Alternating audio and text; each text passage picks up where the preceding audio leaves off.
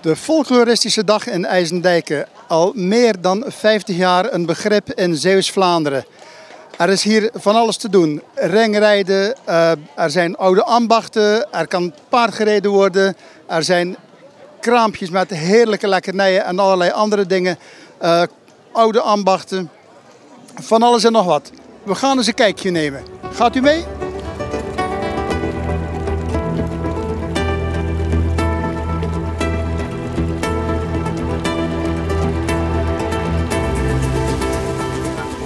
Ik sta hier naast Benoit. Benoit is met leer bezig. Benoit, wat ben je eigenlijk aan het doen? Nu ben ik gewoon sleutelhangers aan het maken, maar eigenlijk alles wat we hier presenteren eigenlijk is gemaakt van volnef leer. En eigenlijk vanuit de vel, vanuit een vel leer, dat is de rug van de koe eigenlijk, maken we alles wat we hier te koop stellen eigenlijk. En hier presenteren we eigenlijk het versnijden, het naaien, het kleuren, eigenlijk het verwerken van leer tot mooie gebruiksvoorwerpen. En de mensen, ik kom hier al 25 jaar, dus ja, ik heb hier broekriemen die nog 20 jaar meegaan, zeker. Ja, ik zal je zeggen, Benoit, deze broekriem die komt ook van jou. Die heb ik hier jaren geleden op deze markt in dit kraam gekocht en ik draag hem nog steeds. Ja. Maar dat is het beste bewijs. Eigenlijk spreek ik een beetje tegen mijn commerce, want veel mensen zeggen tegen mij, meneer De Ree, uw producten zijn veel te goed, ze verslijten niet. Maar ik heb liever te vertellen aan de mensen hoe dat ze eigenlijk de waarheid, hoe dat het is, dan brood te verkopen en dan ja. Ik heb eigenlijk het zuiverste leer dat je moet kunnen hebben eigenlijk. Zie je? En tevreden klant, als jij tevreden bent, ben ik hyper tevreden.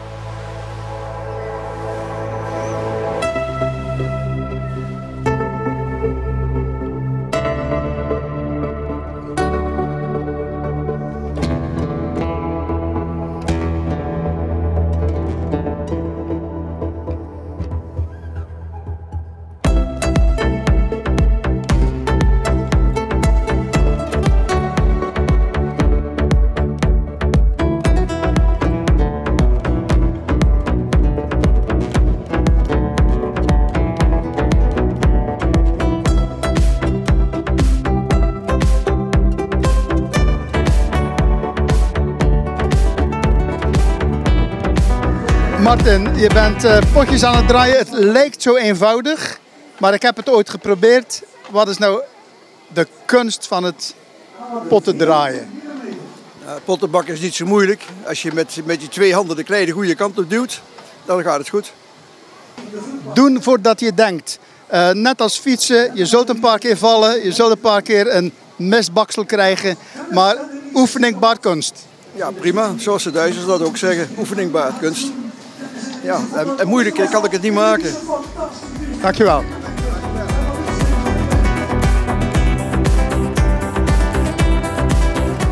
Ik sta hier naast Jan. Jan die maakt allerlei prachtige dingen op zijn draaibank. Jan, ik zie kandelaars, ik zie bakjes, maar ik zie ook hier een heel speciaal, ik weet niet hoe ik het moet noemen, kunstwerk. Wat moet ik me hierbij voorstellen? Ja, het is afgekeken van een bestaand systeem. Het is een beetje tegennatuurlijk. Het is alsof dat geval omhoog rolt als het ware. Dat doet hij ook wel, maar dat doet door de schuinte en door de hellingshoek lijkt dat heel anders.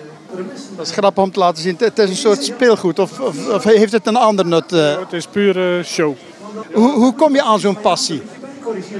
Dat is gewoon het zoeken naar een oplossing of naar een hobby na mijn pensioenleeftijd. En toen is kennis gemaakt met houtdraaien via de houtdraaiverenigingen. Zowel in België als in Nederland. En vanzelf is dat gegroeid tot een leuke hobby. En van praktische dingen tot kunst? Ja, veel kunst. Praktische dingen zijn er heel weinig bij. Uiteraard schalen die kun je gebruiken. Maar het zijn vaak siervoorwerpen. Ja. Prima Jan, bedankt voor dit korte interview. Wel.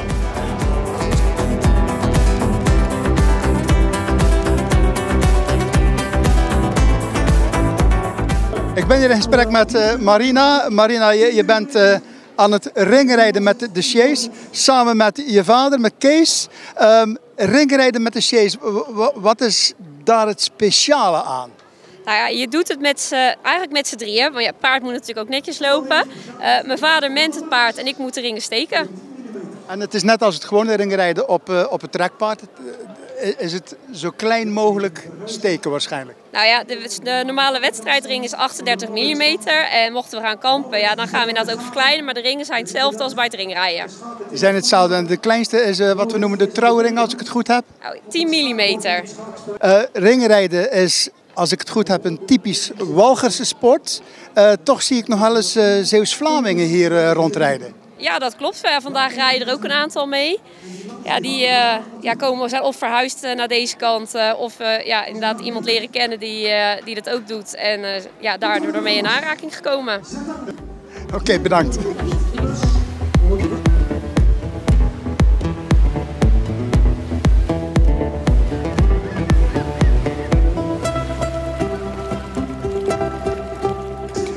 Elke sjees is prachtig versierd met bloemen, maar deze sjees heeft iets bijzonders.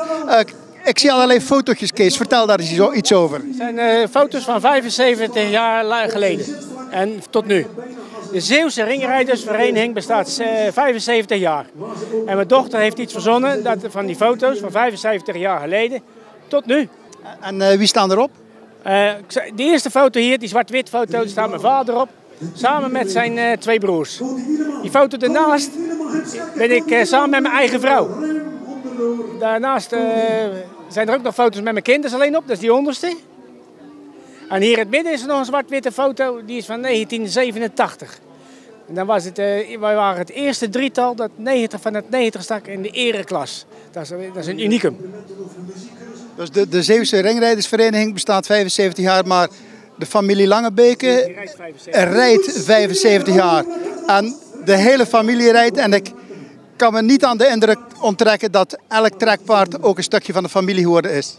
Nee, we hebben op verschillende paarden gereden. We hebben op ponies begonnen en we zijn op de duur op trekpaarden geëindigd. En ik ook nu weer. Dus nu doe ik het samen met mijn dochter en dat gaat heel goed. We rijden samen heel goed in de wedstrijden. We kunnen heel goed meekomen. Oké, bedankt.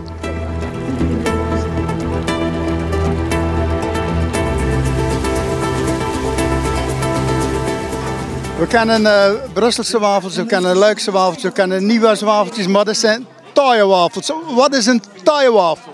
Een taaie wafel is een wafel van de kust. En hij is taaideeg. En hij is dan taai. Maar hij is niet oud. Heel veel mensen denken, oh, is die oud? Is hij dan zo taai? Nee, die is vers taai. En ik dacht altijd dat het recept van mijn oma was. Maar blijkt het recept van mijn overoma te zijn. En mijn overoma, onze kleinkinderen eten ervan. 6 generaties eten van dit recept.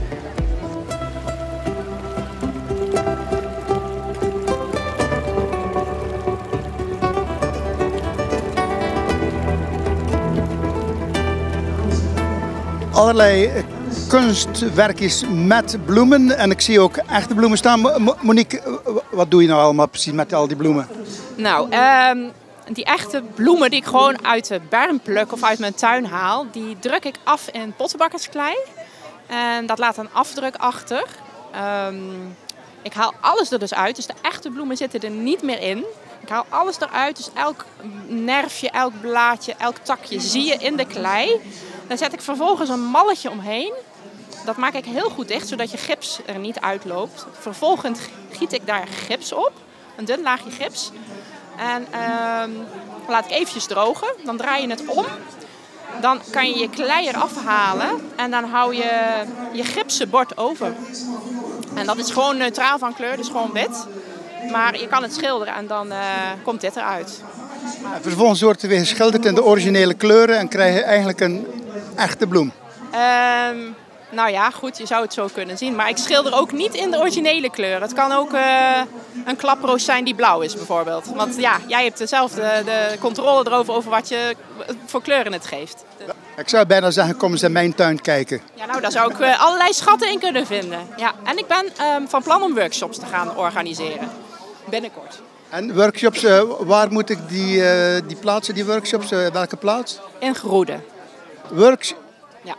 Workshops, natuurproducten maken van klei met echte bloemen uit de natuur in Groede. Ja, inderdaad, helemaal. Goed gezegd.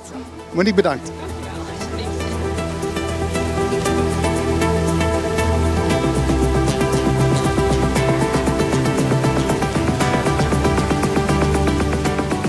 Ik sta hier bij Jaap. Jaap staat in een prachtig kostuum.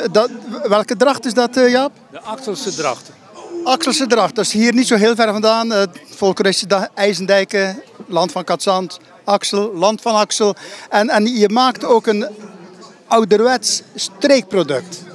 Ja, ik maak het paardenmes, wat een oud Zeeuwse ambacht is, wat het vroeger gebruikt bij de paardenknechten.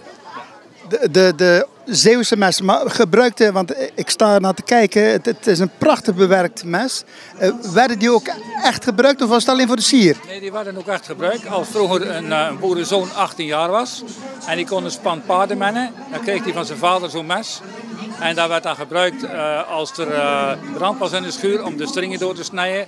Of als zo'n paard op hol sloeg om het paard van voor de wagen te laten gaan, werden de stringen doorgesneden. Later werd dat natuurlijk meer gebruikt voor een keer een boterham te smeren of de hoeven schoon te maken. Dus eigenlijk is het behalve een praktisch gereedschap, is het ook nog een soort diploma? Ja, het is ook een soort diploma. Ja, inderdaad. Er zat nog een symboliek in wat er op het mes staat. En nu zien we het kunst, maar eigenlijk was het gewoon een heel simpel gebruiksvoorwerp wat uit verveling gemaakt werd. Ja, eigenlijk wel. En ook als bijverdienst natuurlijk. Hè. Vroeger was er niet altijd zoveel werk, dus dat is een leuke bijverdienste. Ja, dat klopt. Ja. Prima, bedankt.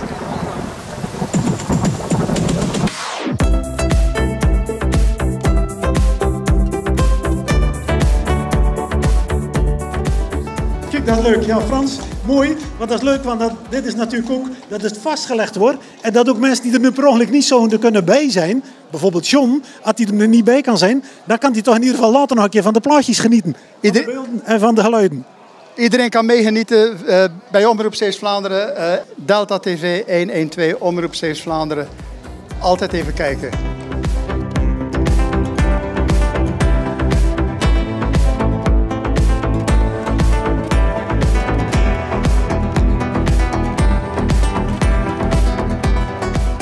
Ik sta hier in het kraam van Rafke. Rafke, scherven brengen geluk. Is dat een goede uitdrukking? Ja, tuurlijk. Altijd. Scherven brengen altijd geluk. Ook niet altijd hoor. Nee. Maar wat doe jij met die scherven? Wij maken van oud glas iets nieuws. Dat is onze kracht. Wij recyclen dus volop. Ja. En dat is in. Dus wij doen gewoon mee met de trend. Je doet mee met de trend, maar je maakt wel prachtige kunstwerk. Het is wel kunst wat je maakt. Ja. Wij zijn nu 15 jaar bezig. We hebben een clubje van 4 personen. En we krijgen van Jan en allemaal glas. Maar het is puur recyclen. En als ik zo naar dit soort kunstwerkjes kijk, dan zie ik niet dat het stukjes glas zijn die aan elkaar gelijmd zijn. Bakken glas. En sommige mensen zeggen dan gebakken glas, hoe kan dat? Maar het wordt gebakken in een keramiekoven op een plaat. Alles wordt plat gebakken. En dan moet het aan elkaar smelten bij bijna 800 graden. Dus het wordt heel erg warm. En het leukste is als 's morgens de oven open gaat. Dat is het leukste van het hele proces. En dan wil ik weten natuurlijk waarom dat het leukste is. Surprise. Je weet dus nooit exact wat eruit komt. Nee. Het leuke is dat het de volgende morgen dan, vooral de eerste keren toen we dat deden natuurlijk, dan belde ik daar iemand van de club en dan zei ik, nou moet je komen kijken, want het is zo. En soms dan is het zo van, nou ja, het valt vandaag een beetje tegen. Maar we maken intussen al 15 jaar en we hebben natuurlijk wel wat geleerd.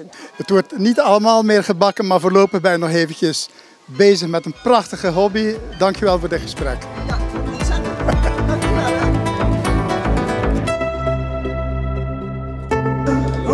zijn het allemaal vrouwen, vanmiddag zijn het meer mannen. Hey!